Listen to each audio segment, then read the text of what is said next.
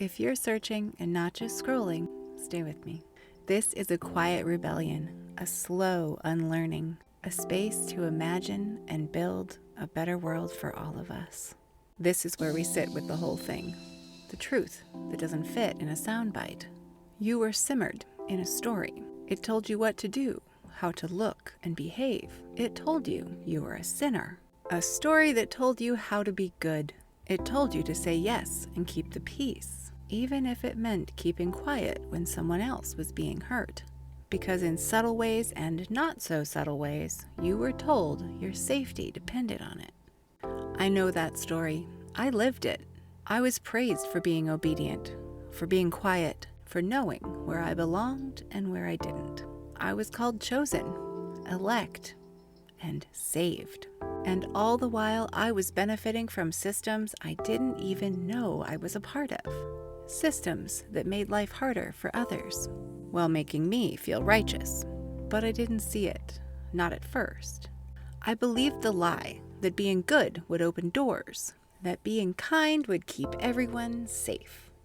But when goodness comes at someone else's expense, that's not goodness. That's compliance in a high-control system. So if the story you were handed is causing harm to others or to you, maybe it's not you that's broken. Maybe it's the story. So let's talk about this controversial word, woke.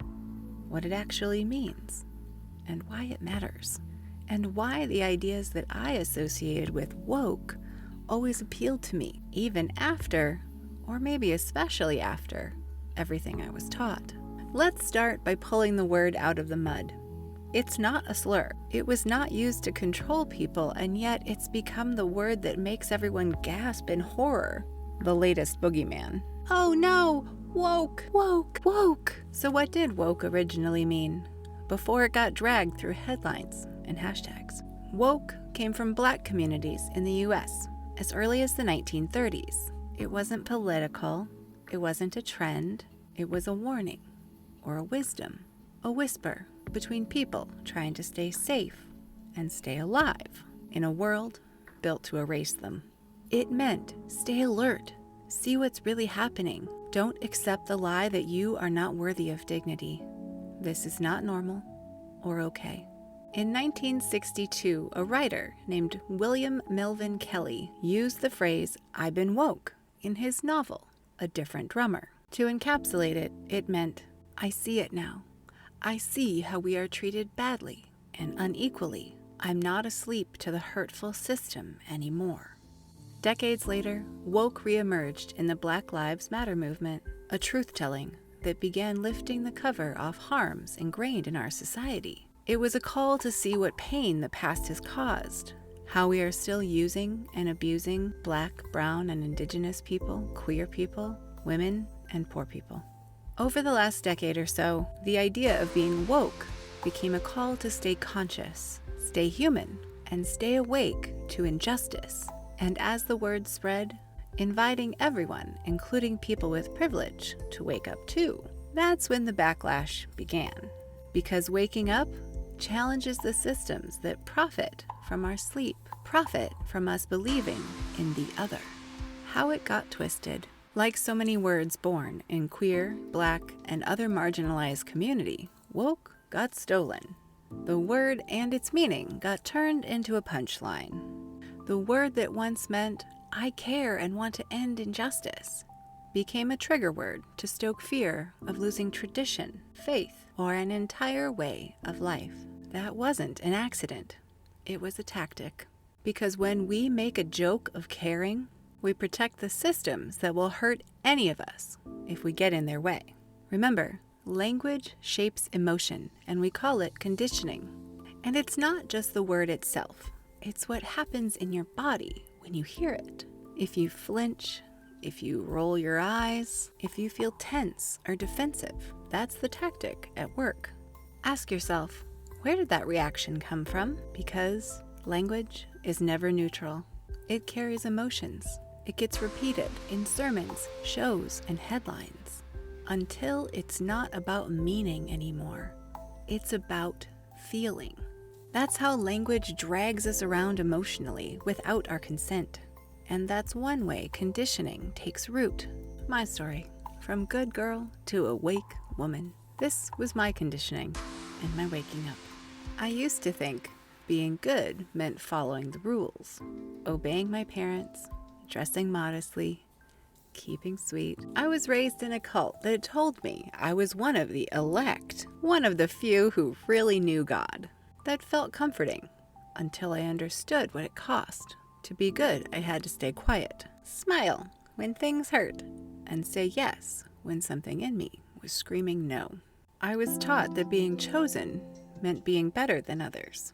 But who decided that? I didn't grow up hearing slurs or explicit racism, but I lived in a world where whiteness was the default, where church was way more white than my school, and diversity was embraced, as long as it acquiesced to the gospel. I was told to love people from all over the world, if they were part of the true church, and to be disgusted at the worldliness of everyone else. And then there were the whispers of the white English speakers, whom God's hand was really on. I lived in the murkiness, wondering how God could love us, choose us, but also be ready to cast non-believers and those guilty of unpardonable sins into the fire, and yet somehow be the full embodiment of love. I was told that gay people were broken, that queerness was shameful, unnatural, dangerous. Blame was inexplicably placed on queer people for things like natural disasters and other troubles in the world. I was a girl, and girls were supposed to be modest, pure, and protected. Our bodies were someone else's business. Makeup had rules, skirts had rules, and sex had rules. And the only good girl was the one who followed them all. I wanted to be good, because being good would keep me safe in this life and the next, or so I was told. I wanted to be so good, I erased myself. I didn't know how to stand up for myself, and I never considered my own needs and desires. But even then, I got mad when I saw other people suffering or being disrespected, even when I didn't have the language or permission to say anything about it. I thought maybe one day I'd understand this God of love that supported hate. The cracks that woke me up started small. Mission trips that looked more like tourism, sermons that demanded submission but gave no answers, and a Bible full of contradictions and human rights violations that no one would admit to. As I watched people shame bodies and call it purity, as I watched people ignore suffering and call it God's will, I realized I couldn't call that goodness anymore. When I left that cult, and later an evangelical church, I didn't lose my morality. I found it. Because real goodness doesn't come from obedience. It comes from awareness, from responsibility, from love that doesn't require a dress code or a doctrinal statement. That's what waking up looked like for me. Not rebellion, not rage, well, at least not first, but chasing real goodness and caring enough to question everything. Are you questioning what you've always taken for granted? Understanding conditioning. What we're up against isn't just systems of power. It's the stories that live inside us. Conditioning is what happens when you're not even thinking about it. It's like the air you breathe, the rules you never question because they never had to be said out loud. They're learned by what's rewarded, what's punished, what's repeated, and what's ignored. Conditioning trains you to associate discomfort with danger, to feel guilty for asking questions, to feel proud for staying quiet. So when someone says woke, or they, them, or white privilege, or systemic racism, your body might tense, not because the word is wrong, but because you were trained to feel unsafe around it. You're not being attacked. Your conditioning is. And you don't break conditioning by yelling at it or hiding from it. You break it by noticing it, by getting curious instead of defensive, by asking, why do I feel this way? Why does that topic make me feel so yucky? Where did I learn that? That's what real waking up looks like. Woke words, mirrors, not weapons. You've probably heard some of these words. The ones that make people tense up or clutch their pearls. But they're not meant to shame you. They're not weapons. They're mirrors. They're not here to accuse you. They're asking you to see something, someone, more clearly. So instead of defending or dismissing, let's get curious. Let's take a breath and hold each word gently. Let's ask what it might really be pointing to underneath the noise. Woke. Woke. I get it. Woke has been turned into a punchline, a warning label. You might flinch a little when you hear it. But to me, being woke just means I care, especially about the people our systems try to ignore. I'm not okay with cruelty, even if it's legal. I'm not okay with silence, even if it's polite. I'm not trying to be more right. The goal is to not pretend to not see. White privilege. I'll be honest, this one made me uncomfortable at first. I thought it meant someone was accusing me of being racist. But white privilege doesn't mean your life was easy. It just means your skin color didn't make it harder. You didn't have to inherently wonder if that cop would pull the trigger, or if your natural hair would get you called unprofessional. It's not about guilt. It's perspective. And once we see it, we can help ensure the dignity of our fellow human. They, them. They, them. I used to think pronouns were just grammar, but for many people, they're sacred. They're a way of saying, here's who I am, please see me. And if someone trusts you with that, believing them is the kindest thing that you can do. It costs us nothing to say they instead of she, but it can cost someone everything when we refuse. Systemic racism. I know, systemic racism sounds big, maybe even political, but this isn't about blame. It's about patterns. Racism isn't just hate in people's hearts. It's the givens we've carried and never questioned, like the rules in our housing, schools, healthcare, and policing. We might not have built the system, but we're living in it. And not everyone is being treated well within that system. So it's our turn to face it and help change it. DEI, diversity, and inclusion. Words like diversity, inclusion, equity get tossed around like corporate buzzwords these days. But at their heart, they really are trying to accomplish something special. They mean everyone deserves to be here, not just included as some token, but seen as someone who matters, but not excluded for being who they are. The words and programs are promises that no one will be erased, that kids can grow up unashamed of who they are, that safety doesn't require sameness. And here's something we often miss. These aren't words for just one group of people. They're words that matter for people who stand at the crossroads of multiple identities, those who are impacted by race and gender and class. Because the truth is, someone might face disadvantage not just because they're a woman, or because they're Black, or because they're working class. They might face it because they're all three. And when we treat diversity as though it's about one identity at a time, we miss the real human being standing there in front of us. If any of these words have ever made you tense up, I'm not here to scold you. I'm here to ask, what if that discomfort is the beginning of your awakening? Because sometimes the words we were trained to fear can be the ones that set us free. Love is not conditional. Growing up in church, queerness wasn't talked about. If it was a joke or a warning of what not to be or else. How scary that must have been. I was told, love the sinner, hate the sin. But I've seen what that really means. Love isn't allowed to look like love, and humans aren't allowed to be who they are. I never understood how you could punish someone for loving or being themselves. How a God of love could demand that people hide their hearts. When I started hearing the controversies about trans people, I wondered what it must be like to be trans. All I had were headlines, fear, and lies. And being a girl always felt right to me. But what if it hadn't felt right? That seems like something deserving of compassion.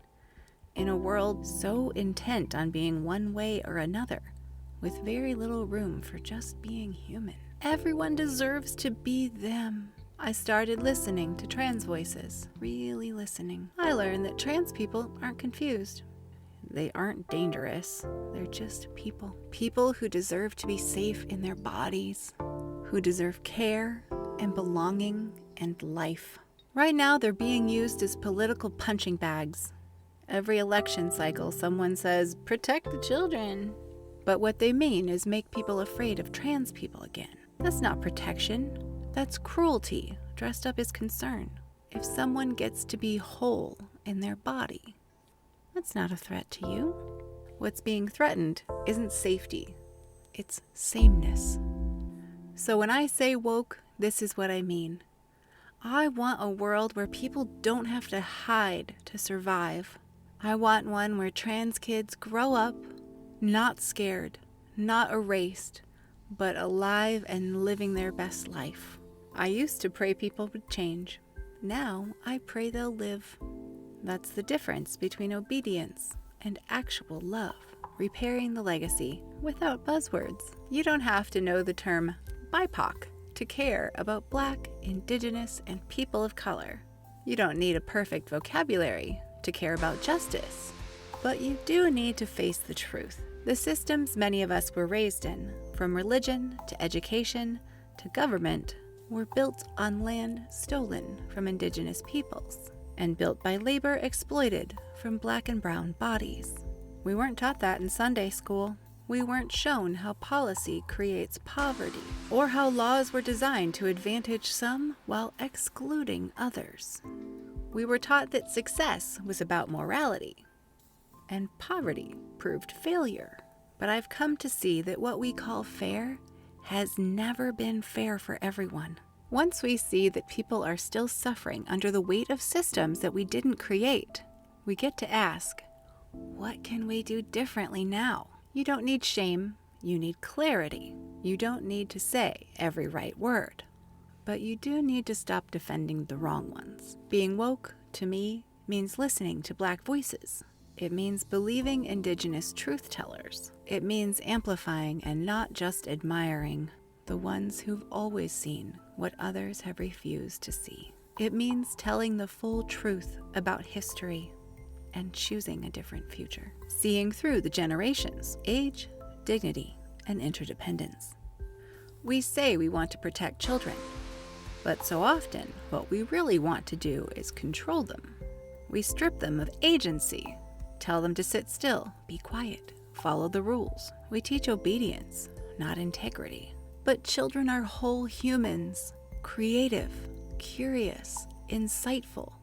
They don't need to be made worthy. They already are. Many of us weren't protected as kids. We were silenced, shamed, and pressured to perform. Being woke means breaking that cycle. It means seeing kids as partners in humanity, not as adults in training, but as people worthy of listening to now. And on the other end of life, we do something similar. We discard our elders when they stop being productive. We ignore their wisdom, mock their pace.